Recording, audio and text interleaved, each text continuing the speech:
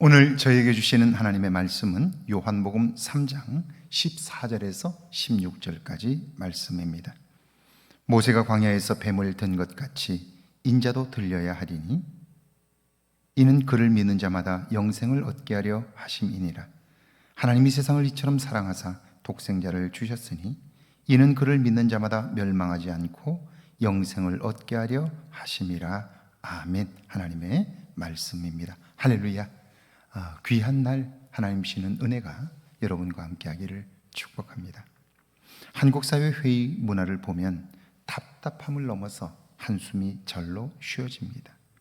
회의란 어떤 문제나 주제에 관하여 자신의 주장을 펼치고 다른 의견과의 대립 과정을 통해 공통의 선을 발견하여 보다 나은 방안을 찾는 방법입니다.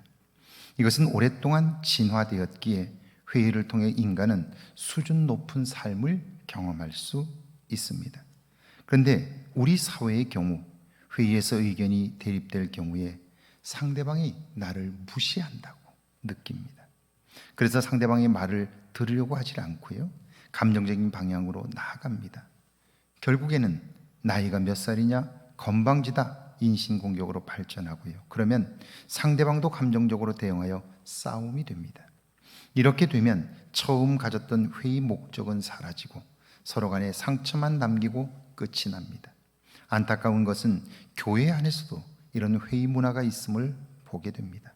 그러므로 회의에는 상대방을 존중하는 마음과 더불어 처음 가진 회의 목적을 놓치지 말아야 합니다. 14절이죠.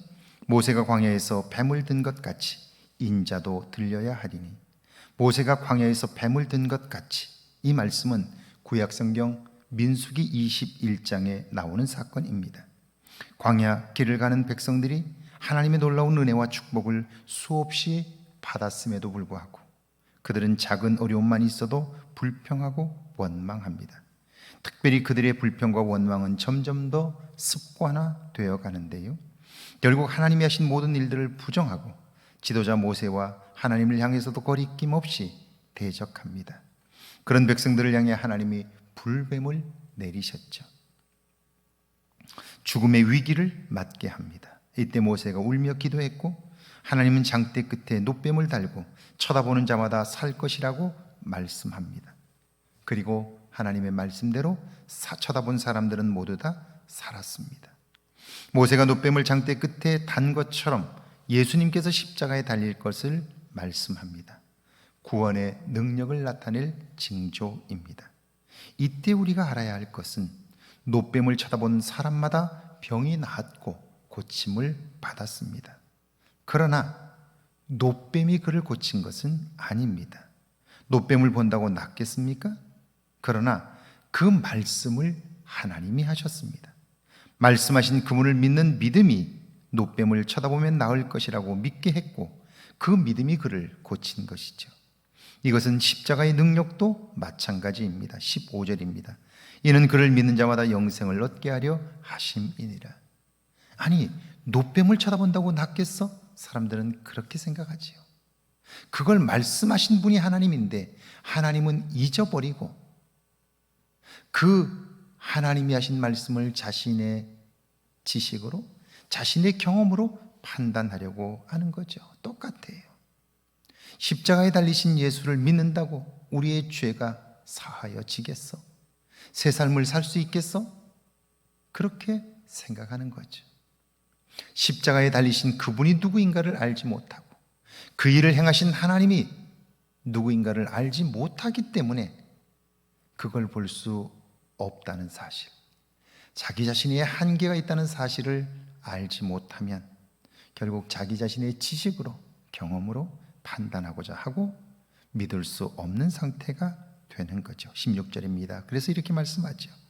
하나님이 세상을 이처럼 사랑하사 독생자를 주셨으니 이는 그를 믿는 자마다 멸망하지 않고 영생을 얻게 하려 하심이라. 부모는요, 자녀가 요만큼만 잘해도 이만한 상급을 주기를 원해요.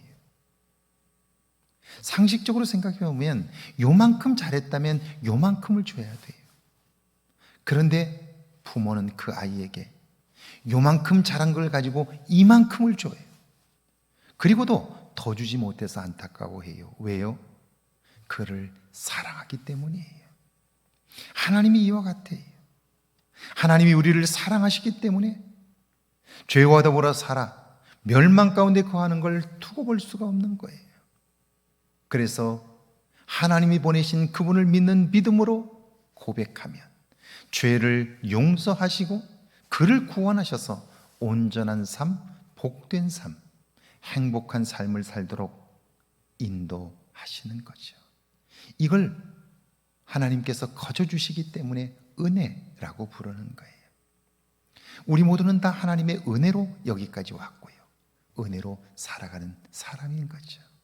그러므로 그 은혜를 아는 사람은 하나님을 알고, 하나님을 아는 사람은 이 땅에서 어떤 일을 만나도 승리할 수 있고요, 좌절하거나 절망하지 않을 수 있는 거죠. 이 은혜가 저와 여러분의 삶에 있기를 주의 이름으로 축원합니다. 함께 기도합니다.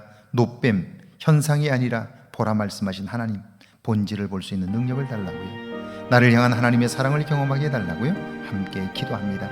하나님 아버지, 은혜와 사랑을 감사합니다. 저희를 사랑하사 함께 하시고 하나님의 도움을 보게 하시니 감사합니다.